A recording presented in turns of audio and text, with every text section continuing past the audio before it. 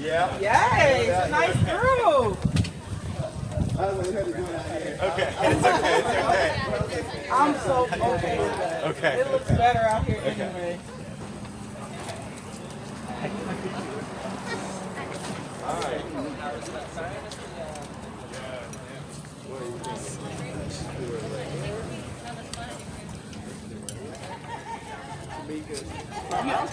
Yeah, that's where we were at, yeah.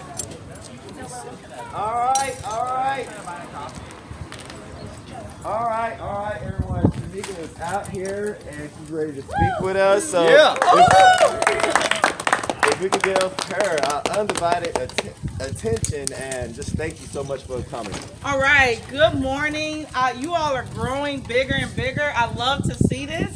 I'm excited. This is my second time speaking to you. So the first time I was here with a couple of my opponents, and so we talked about transportation a lot. And then I went and did some research, and I'm so thankful that I have Nick on my team.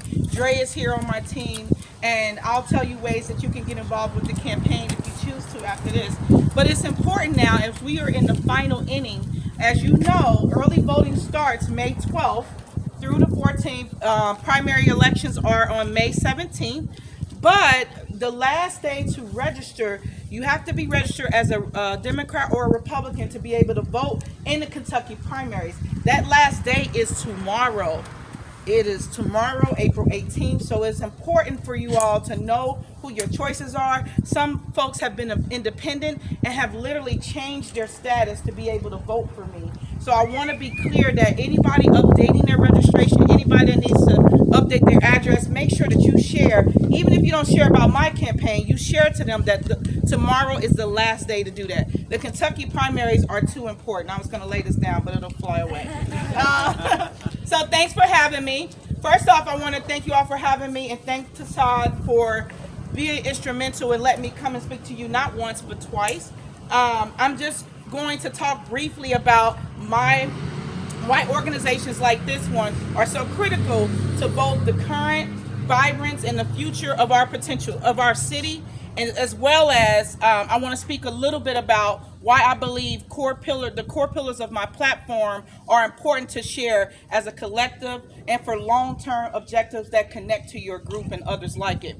This group embodies what I think we all know the future of cities should look like: environmental solutions to last-mile transportation problems, robust engagement and with local small businesses, collective citizen-led organizing for policies that are sustainable, ethical, and equitable. And you expressed that when I was here last time.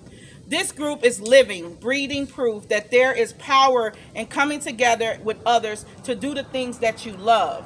The economic effect that this group has on keystone businesses like the Logan Street Market is significant. And Logan Street Market and other small businesses and nonprofits in this area are working together to put upward pressure on the long-term outlook for this neighborhood. So it's important that you have a real voice at the executive level.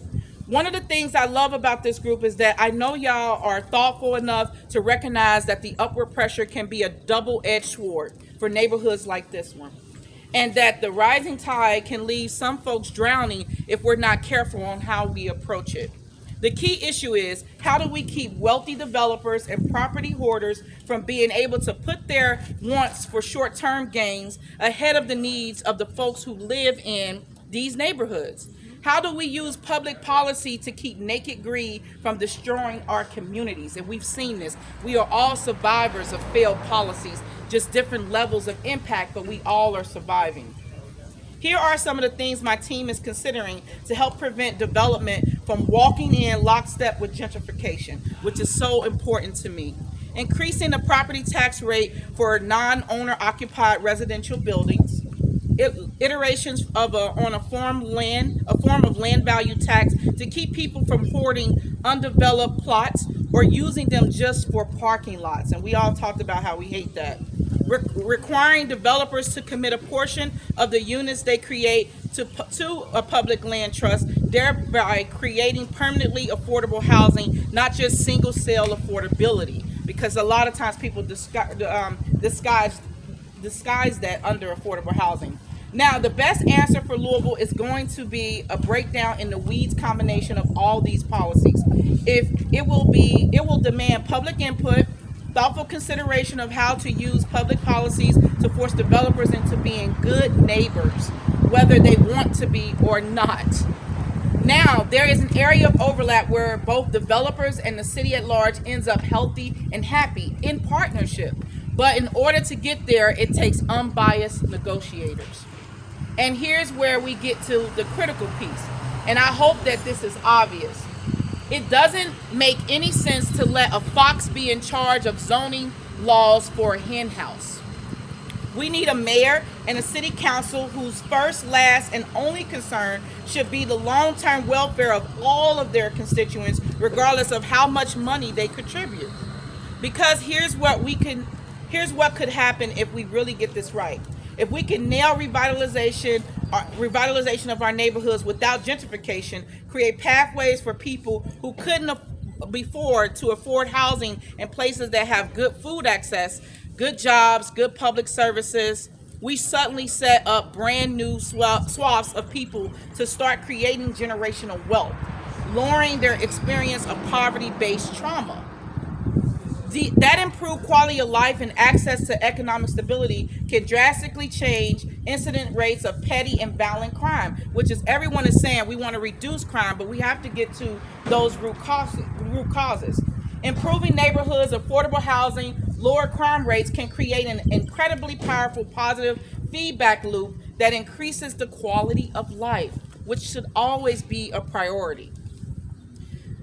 We are aiming at creating solutions that will last for generations and hope that it can be felt right away. We can't keep applying Band-Aids. We need solutions that addresses the root causes we talked about. That hope, those opportunities are the best long-term way to address the city's public safety issues. An ounce of prevention is worth so much more as a cure here. But a mayor can't do it alone.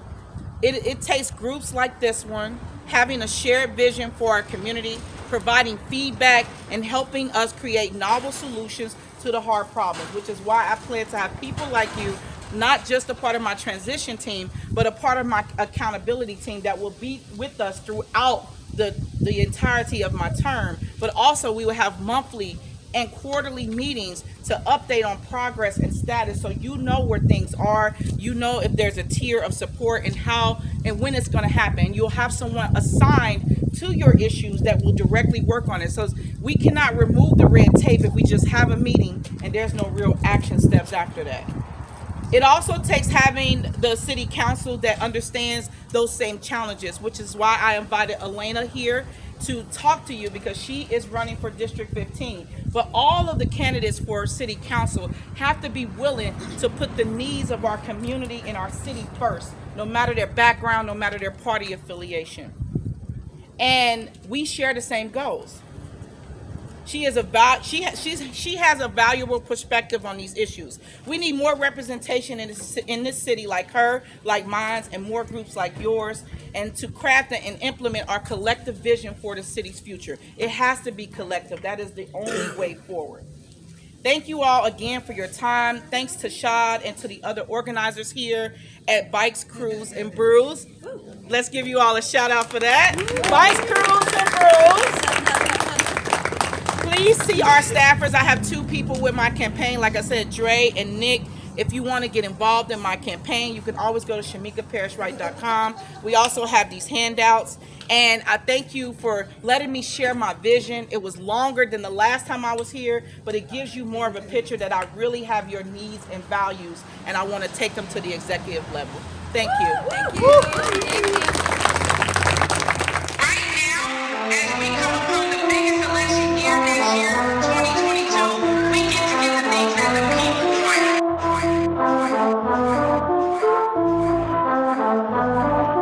The people want a lot, and we have to have leaders and candidates willing to push for what we want and what we deserve. Key to the city, key to the throne, key to the newest man that's gon' give us what we owe. I say, I am just a black revolutionist, black on black revolutionist. Here for a chance, wanting to change. I scream Shameka for man, don't forget why we came. We say, I am just a black revolutionist. Black on black revolutionist. Key to the city, key to the office, key to the souls of black bodies that was put in coffins because officers abuse the power that they hold often. So if they try to mute me cause I choose to write this song, then I'll give them hell, though I feel like we already there. Superior black man, what they really fear. Superior black woman, what they really fear. Especially when you want that seat in they chair, they ain't prepared.